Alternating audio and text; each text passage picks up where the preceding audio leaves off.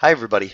In this video we're going to be talking about how to do some statistics in Google Sheets and how to make just a little histogram that shows you what your data looks like.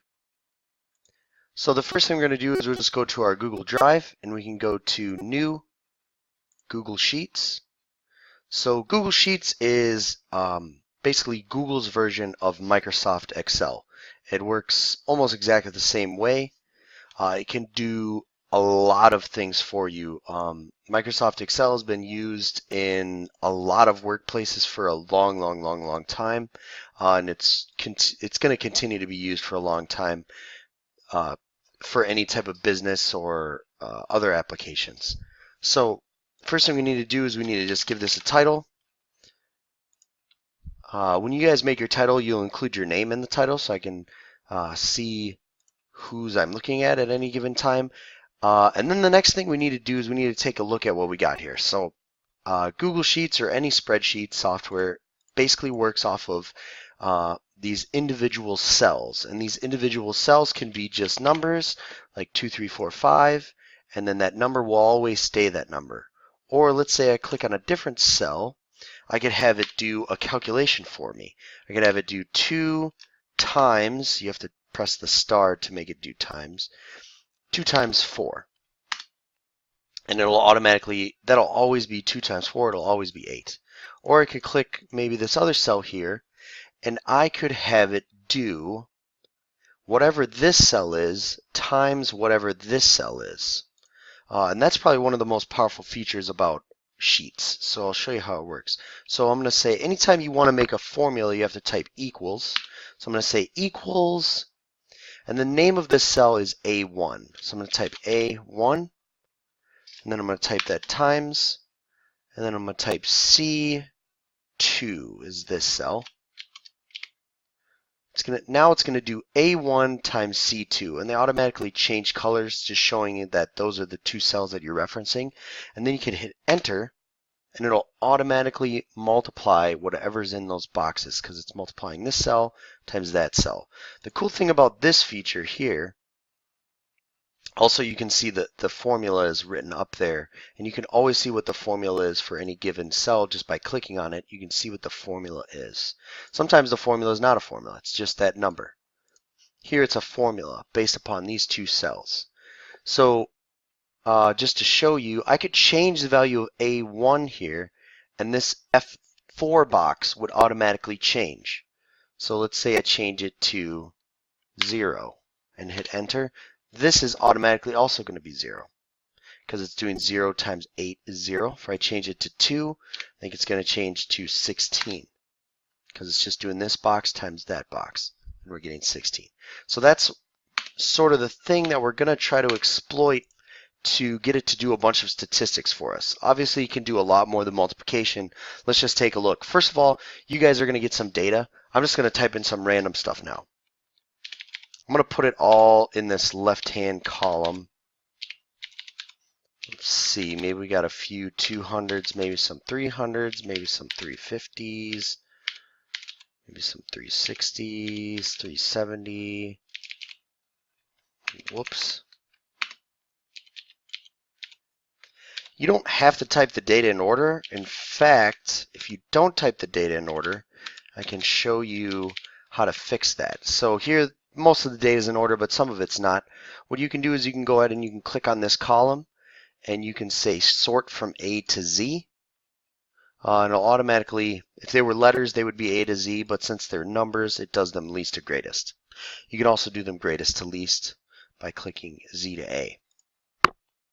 So now that we got just some random numbers in, we need to display some statistics. So on our sheets, we need the minimum, the maximum, the range, the median, the quartile 1, the quartile 3, the interquartile range, the mode, the mean, and the standard deviation. So I'm just going to show you a few of them for now and kind of how I'd like it to be laid out. So I'm just going to have all my statistics be over here. So let's do the minimum first. I just typed minimum. This is not a command or anything. This is just literally titling that box minimum. And then to the right of it here in E3, I'm just going to say what the minimum is. I don't really need it to do that work for me. Same thing with the maximum. I'm just going to type in 232455. Don't really need Google Sheets to do anything for me. Then let's see the range. The range is always the max minus the minimum. I could either do that on my head, pretty simple, or I could just do equals. What box is this? E4.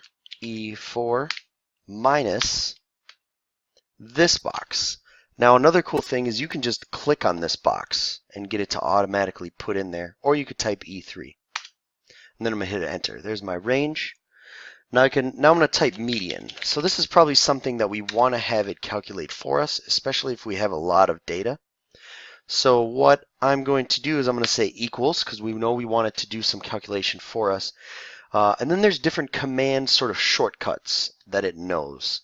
So the median one is it doesn't, actually it is just median. Yeah, we're just going to type median.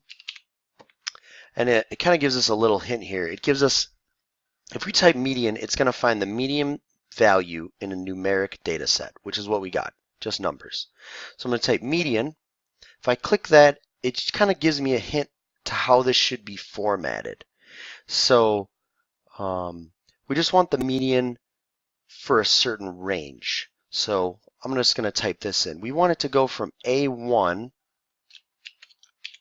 I could list all the values. I could type A1, comma A2, comma A3, comma A4, comma A5, but I just want everything between A1 and A12. So the way we do that range is we type a colon like that, and then we type A12, and then an end parentheses. And then it automatically calculates what that median is for us. All right, next one. Let's see here. Quartile 1. I'm just going to type Q1 in there. There's a command for this. We can type equals quartile, and then we want to, this is what we want right here. We just have to specify the quartile. So let's click on it, and it'll give us a hint of how it wants us to type this. So we want our data here first, then we want a comma, then we want the quartile number. So we want quartile 1. So we're going to type the range of data that we want. That's going to be our A1 colon A12 comma 1, because we want the first quartile. So let's type that in. A1 through A12. Now that's the part that tells us what numbers do you want me to look at. Then I'm going to type my comma, and now it wants the quartile number. What quartile do we want? Well, we want the first quartile. So I'm going to press 1, get my ending parentheses, and hit enter. And that'll give us our first quartile. We can also get our Q3 the same way, which is what you're going to need. I'm not going to do my Q3 right now, because I think you guys could figure it out. Your IQR, remember, is just the distance between your Q3 value and your Q1 value. You could either minus those in your head, or you could have Google Sheets do it for you. The mode, I think the mode is something that you could probably just spot yourself. You don't really need Google Sheets to do that for you, though it could. And then the mean is what we need next. The mean, we'll have it calculate for us. So we're going to say equals mean. But see how we're not getting a pop-up box like we did for median? It's because Google Sheets doesn't call the mean. It calls it the average. So that's what we're going to do. Average fully typed out like this. So we're going to type average, first parentheses, and it works exactly the same way median does. It wants, what range of numbers do you want me to look at? Well, we want it to look at this number through, you got to type that colon, through A12. And I messed it up. So sometimes when you mess it up, you'll get an error. Not a big deal. We can fix it either by double clicking here, or we can always look up here to see what's in that box. And I'm just going to fix it. We want it to be A1 through A12. and we'll hit enter. And that's our mean. It's kind of interesting because the mean is quite a bit larger than all the other data. But it makes sense because we have a pretty large outlier here. So this data is pretty skewed. Last thing we're going to need is we're going to need our standard deviation. Standard deviation is very difficult usually to calculate by hand, so we're definitely not going to want to do that. So we're going to just type equals, there we go, ST, and it'll automatically pop up with standard deviation. We want to click that. See what it wants. Well, all it really needs to know is what numbers to work with. So same thing, A1 through A12. And now we've got basically our standard deviation. It's very spread out data. That's why our standard deviation is so large. Last thing we want to do is we want to just make a little histogram. So we're just going to select our data. And the way we're going to do that is we're just going to click on the first box. We're going to hold Shift. Then we're going to click on the last box, and that automatically selects all that data. It's interesting because this is a common command amongst many computer programs. It works the same in iTunes and other things. So then we're just going to go here and we're going to go to Insert, Chart. It automatically does this type of chart, but that's not a big deal. We can change the chart. Maybe. Chart style, yeah. Nope, that's not what we want. Yeah, okay, here we go. Chart type. Got lost there. So chart type. We don't want a line chart. We're not really looking at this as a line. We want to look at it as data. So what we're going to do is, it's got some suggestions here. We're going to go all the way to the bottom. Here's that stacked bar graph, like we looked at on the second day. But what we're going to want is we're going to want a histogram. So histogram chart is right here. And there is our histogram. You can give it a title if you want. I'm not really interested in that right now. I just want to know that you know how to be able to do this. It's interesting because you can see the bins are about 50,000. So it picked the bins for us, which that's probably about as good as you want. This data is really spread out. So there's a lot of stuff over here, and then there's something way over here. If you wanted to, you could change the bin size. You could go over here to customize, histogram. It's set on auto, and usually auto does a really good job. If you changed it to like 25, it would just look like a bunch of lines. So probably want to leave it on auto so those bins are super big.